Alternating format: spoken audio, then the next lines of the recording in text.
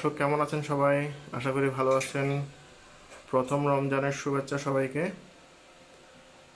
চলুন বন্ধুরা, আজকে আমরা দেখব প্রথম রমজানের ইফতার বানানোর জন্য কিভাবে আমরা চনা বুট ভাজি করব ইফতারের জন্য। চলুন দেখে নিই। প্রথমে আমরা রেডি করে নিলাম পেঁয়াজ কুচি, টমেটো, আর দিলাম হলো রসুন এবং কাঁচামরিচ। আমি আপনাদেরকে ক্লিয়ারলি একটু বলি। একটা পেঁয়াজ, একটা পুরা আস্ত পেঁয়াজ দিয়ে দিয়েছি এখানে, আর একটা টমেটোকে আমি স্লাইস করে নিয়েছি, আর এখানে দুটা রসুনের কোষ, দুইটা রসুন আমি এখানে দিয়েছি, ছোট ছোট কোয়া যেগুলো আছে রসুনের। আর এখানে আমি দিয়েছি 3টা কাঁচামরিচ। আমি সবগুলোকে স্লাইস করে নিয়েছি।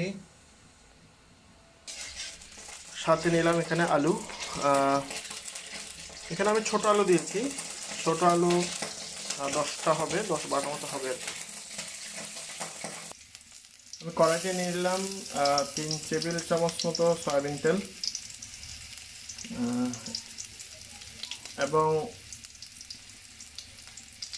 দিলাম কিছু রসুন।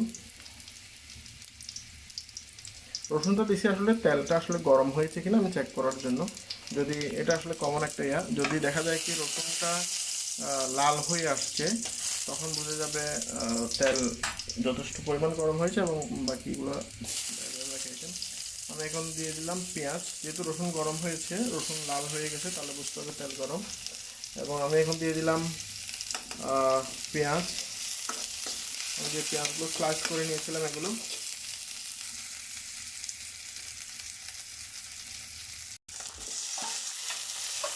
এবার দিয়ে দিলাম টমেটো আর রসুন, কাঁচামরিচ, যা আমি আপনাদেরকে শুরুতে দেখিয়েছিলাম, সবগুলো আমি একসাথে দিয়ে একটু মিক্স করে দিচ্ছি।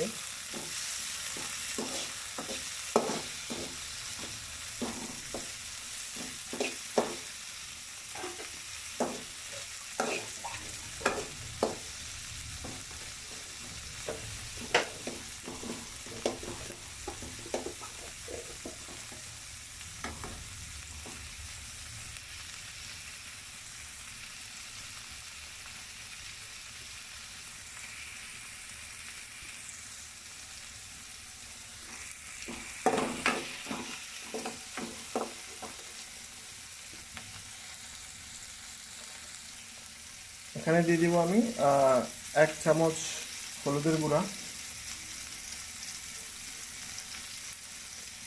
1 চামচ হলুদের গুঁড়া দিয়ে নেড়ে দেব।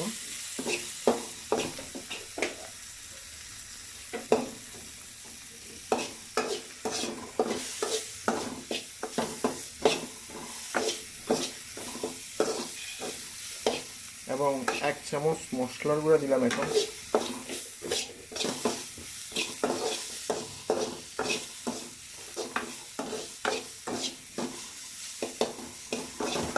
দেখতে পাচ্ছেন প্রায় একদম তৈরি হয়ে গেছে।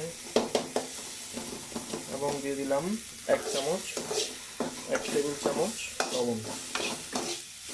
আমি আবার বলছি, আমি হলুদের গুঁড়া ইউজ করছি 1 টেবিল চামচ, মরিচের গুঁড়া 1 টেবিল চামচ, এবং মশলার গুঁড়া দিলাম 1 টেবিল চামচ। দুঃখিত, আমি মরিচের গুঁড়া বলে ফেলছি বলে। হলুদের গুঁড়া 1 টেবিল চামচ, মশলা 1 টেবিল চামচ, এবং লবণ 1 টেবিল চামচ, যার যার পরিমাণ মতো দিতে পারেন। এবং হালকা একটু গরম পানি দিয়ে দিলাম, যাতে করে মিক্সিংটা ভালো হয় এবং ছোলা বুটের মধ্যে যাতে একটা রসালো টাইপের একটা ভাব আসে এবং খেতে মজা হয়।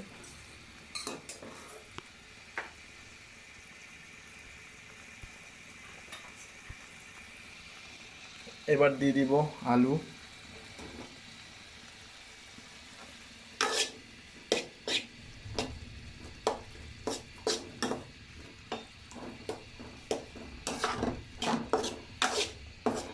দিয়ে দিলাম আলু, যেগুলো আমি ভর্তার মতো করে নিয়েছি আসলে। কারণ ছোটো আলু দিয়েছি, কারণ ছোটো আলু অনেক সময় খেতে পারো, বড় আলুও দিতে পারবেন আপনারা আপনাদের মতো করে। আমি ছোটো আলুটাই ইউজ করছি।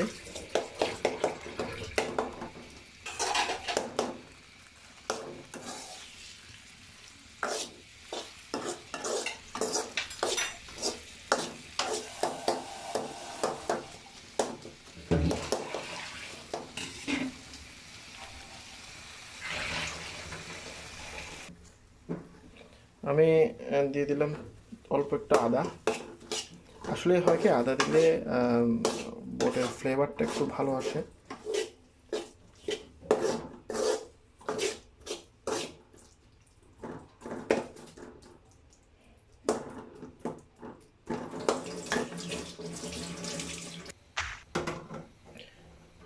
তারপর দিয়ে দিচ্ছি, এখানে দেখতে পাচ্ছেন চামচের উপরে নিয়েছি, আমি আলাদা করে নিই নি আর, তেজপাতা, একটা তেজপাতা, আর হচ্ছে দুটা এলাচ আর একটা লবঙ্গ নিয়ে নিলাম। আর তেজপাতা এবং এলাচ দুইটা দিলে আসলে স্মেল আসে, সেই হিসেবে আমি দুইটা দিয়ে দিলাম। এখানে আমি দিলাম একটা তেজপাতা, দুটা লবঙ্গ, আর দুটা এলাচ, দুইটা লবঙ্গ আর একটা তেজপাতা। আর একটু সুস্বাদু হওয়ার জন্য দিলাম এক টুকরা দারুচিনি, দেখতে পাচ্ছেন এক টুকরা দারুচিনি। আপনারা চাইলে গুঁড়া করেও দিতে পারেন, আস্তেও দিতে পারেন, তো ফ্লেভারটা ভালো হয়। দর্শক, এবার আমি চনাবুটগুলো দিয়ে দিলাম। এখানে আমি চনাবুট যেগুলো সিদ্ধ করেছি এগুলো আমি দিয়ে দিচ্ছি। এবার আমি সবগুলোকে মিক্স করে দিচ্ছি। আলু, টমেটো, আদা কুচি, রসুন, পেঁয়াজ, কাঁচামরিচ কুচি, মশলার গুঁড়া, হলুদের গুঁড়া, যাই ছিল একদম, তেজপাতা, দারুচিনি, এলাচ, লবঙ্গ, যতগুলো আইটেমই দিয়েছি সবগুলো আমি ভালো করে মিক্স করে দিলাম। আমি বুটগুলোকে আগে সিদ্ধ করে নিয়েছি। আপনারা অবশ্যই চনা বুটগুলোকে আগে হাফ অ্যান আওয়ার সিদ্ধ করে নেবেন, যাতে একটু নরম হয়, কারণ শক্ত থাকলে দেখা যায় কি খেতে খাওয়া যাবে না।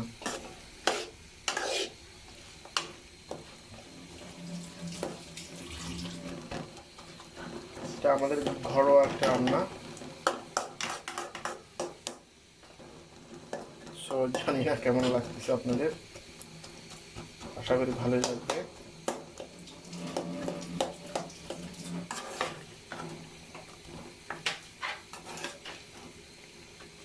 রসালো হয়েছে, চলো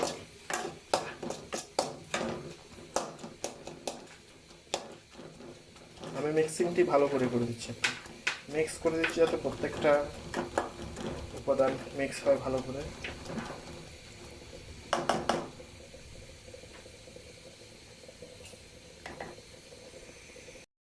বন্ধুরা, দর্শক, আমার সেই বুট ভাজা বা ছোলা বুট ভাজা ইফতারের জন্য রেডি হয়ে গেল। দেখতে পাচ্ছেন অনেক সুন্দর করে সাজিয়ে দেওয়া হয়েছে এবং এটা পরিবেশনের জন্য প্রস্তুত। ধন্যবাদ দর্শক আমাদের সাথে এতক্ষণ থাকার জন্য, এবং আপনারা প্রতিবারের মতোই বলছি, আপনারা আমার চ্যানেলকে লাইক, কমেন্ট, সাবস্ক্রাইব করবেন। কমেন্টে অবশ্যই আপনারা আপনাদের পজিটিভ নেগেটিভ রিভিউগুলো জানিয়ে দিবেন, তাতে করে আমি নিজেকে আরেকটু আপগ্রেড বা নিজেকে আরেকটু কাস্টমাইজ করতে পারবো। তো চলুন বন্ধুরা, আজকের মতো একটুকুই। আমার চ্যানেলকে সাবস্ক্রাইব করুন। ধন্যবাদ, ধন্যবাদ, ধন্যবাদ। আসসালামু আলাইকুম।